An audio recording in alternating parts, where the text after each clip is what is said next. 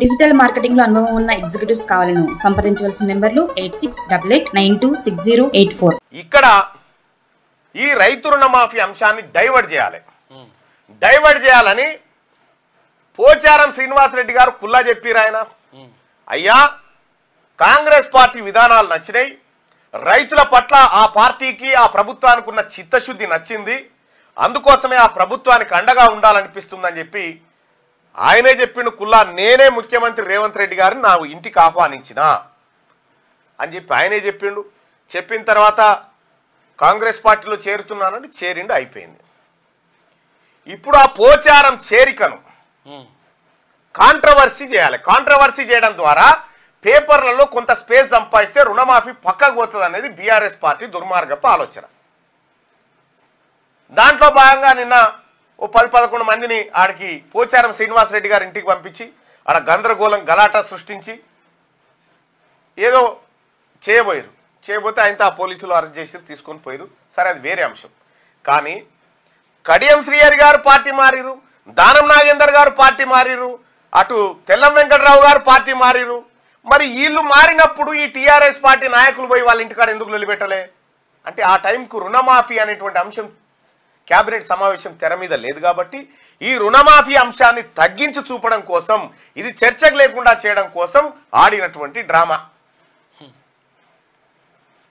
నిజంగా BRS party ఎమ్మెల్యేలు ఎవరైనా ఉంటే రైతుల రుణం తీర్చుకునే అవకాశం వచ్చింది, తీర్చుకోండి. ఇప్పుడు కేసీఆర్ దగ్గర ఉన్నా లేకపోయినా ఒకటే, చాలా మంది రెడీగానే ఉన్నారు ఆల్రెడీ. కాబట్టి ఇంకా అదే కాదు, బీఆర్ఎస్ పార్టీ ఎమ్మెల్యేలు ఎవరు మిగలరు. ఈడ ఇంకొక ట్విస్ట్ జరుగుతూ ఉంది. ఈ ట్విస్ట్ని బాగా అబ్జర్వ్ చేయండి, బోర్డు పెట్టు. ఇక్కడ ఒక చాలా పెద్ద ట్విస్టు. ఈ రాజకీయము బాగా అర్థం చేసుకోవాలి సోదరులారా. ఎందుకంటే హరీష్ రావు ఆట ఎట్లా ఉంటుందో ఆ ఆటను ముందే పసిగట్టినోడిగా చెప్తా ఉన్నా. ఏదే బీఆర్ఎస్ పార్టీ ఉన్నటువంటి మొత్తం ఎమ్మెల్యేల సంఖ్య ఎంత ఎంకనా? మొత్తం 39 ఉండే. మొత్తం 39 ఉండే. బీఆర్ఎస్ ఎమ్మెల్యేలు 39 ఉండే. ఒక ఆమె చనిపోయింది. 38 అయింది. 38లోంచి కడియం శ్రీహరి గారు, దానం నాగేందర్ గారు, ఆ తర్వాత తెల్ల వెంకటరావు ముగ్గురు పోయారు. అంటే ఇది 35కి వచ్చింది. 35కి వచ్చింది. ఈ 35లోంచి పోచారం శ్రీనివాసరెడ్డి ఒకరు పోయారు. ఇప్పుడు 34కి వచ్చింది. 34 మంది బీఆర్ఎస్ పార్టీ ఎమ్మెల్యేలు. ఇందులో కూడా మెజారిటీ అంటే 20 పైచిలకు మంది వెళ్ళిపోవడానికి సిద్ధంగా ఉన్నారు. అతి త్వరలోనే వాళ్ళు వెళ్ళిపోతారు, అది వేరే అంశం. కాకపోతే ఇక్కడ బీఆర్ఎస్ పార్టీ చమత్కారాన్ని మనం పరిశీలించాలి. ఇప్పుడు మరి ఏడికి పోతారు వెళ్ళిపోతే? కాంగ్రెస్ పార్టీలో చేరాలి వీళ్ళు, కాంగ్రెస్ పార్టీలో చేరాలి. కానీ ఇప్పుడు BRS party Harish Rao drama ఏంటంటే, గూడెం మైపాల్ రెడ్డి ఉన్నాడు. గూడెం మైపాల్ రెడ్డి పటాన్ చెరువు ఎమ్మెల్యేనా. ఈయన మీద ఈడీ రైట్స్ ఎందుకు జరుగుతూ ఉన్నాయి? ఒకవేళ ఈయన మీద ఈడీ రైట్స్ జరిగితే ఈయన ఏ పార్టీలో జాయిన్ కావాలి? అప్పుడు బీజేపీకి పోవాలి. ఎందులోకి పోవాలి? భారతీయ జనతా పార్టీలోకి పోవాలన్నట్టు. భారతీయ జనతా పార్టీలోకి అసలు గూడెం మైపాల్ రెడ్డి మీద ఈడీ రైట్స్ చేయాలని చెప్పినటువంటి వ్యక్తే హరీష్ రావు, కేసీఆర్. ఎందుకంటే ఈ 34 మందిలోంచి మెజారిటీ పబ్లిక్ ను బీజేపీ వైపు తీసుకుపోవాలి అనేది ఇప్పుడు బీఆర్ఎస్ మీద ఉన్నటువంటి లక్ష్యం. అందుకోసమా ఈడీ రైట్స్.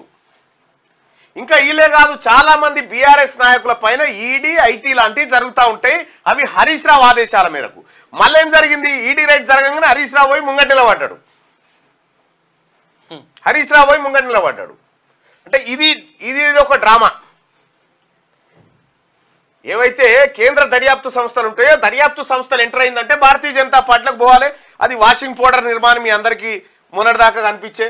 సరే, ఇవే ఈడీ రైట్స్ ఇప్పుడు హరీష్ రావు పైన కానీ కేటీఆర్ పైన వీళ్ళపైన జరిగాయి. సుమా మీరు చూసుకోరి. గూడెం మైపాల్ రెడ్డి 300 కోట్లు అన్నారు. 3000 కోట్లు తిన్న హరీష్ రావు అన్నే ఉన్నాడు. 3 లక్షల కోట్లు, ఇంకా 3000 కోట్లు కాదు. 3 లక్షల కోట్లు తిన్న కేసీఆర్ ఫ్యామిలీ ఆడు ఉండగా గీల మీద ఎందుకు పడతా ఉన్నారంటే కేవలం పొలిటికల్ స్టంట్ ఇది. ఇక్కడ ED rights CBI rights IT raids చేస్తే ఈ ఎమ్మెల్యేలు 34 మందిలో కనీసం ఒక 20 మంది అన్న బీజేపీ దిక్కొస్తారు. బీజేపీకి ఉన్నటువంటి 8 + 20 28 అవుతుంది. అప్పుడు కొత్త ఆట ఆడొచ్చు అనేది వీళ్ళ లెక్క. ఈ కుట్రను ముందే పసిగట్టినటువంటి కాంగ్రెస్ పార్టీ పోచారంను ఎత్తుకొని పోయింది. పెద్ద మనిషి అంటే ఈడీ రైట్స్ ఐటీ రైట్స్ ఏం జరుగుతా ఉన్నాయి అనేది ఇక్కడ మెజారిటీ ఎమ్మెల్యేలను బీజేపీ వైపు తీసుకుపోయేటువంటి పనిలో హరీష్ రావు ఉన్నాడు. మైపాల్ రెడ్డి ఇంటి పైన ఈడీ రైట్స్ జరగడానికి Bharatiya Janata party BRS party లోపాయకారి ఒప్పందంలో భాగమే, నో డౌట్. ఇక్కడ ఇదే గూడెం మైపాల్ రెడ్డి పైన ఇదే గూడెం మైపాల్ రెడ్డి సోదరుడు క్రషర్ మిషన్ల వ్యవహారంలో కట్టాల్సినటువంటి పన్నులు కట్టట్లేదని చెప్పి రాష్ట్ర టాస్క్ ఫోర్స్ వాళ్ళు కేసు పెట్టిరు, పోలీసులు ఆయన జైలుకు పంపిరు. ఇక అనివార్య పరిస్థితుల్లో మైపాల్ రెడ్డి కాంగ్రెస్ పార్టీలో చేరుతాడనేటువంటి ఊపందింది గంతే. వెంటనే దీనికంటే కేంద్ర దర్యాప్తు సంస్థలను దించి హరీష్ రావు ఇగో ఈ డ్రామా కట్టిండు మొత్తం.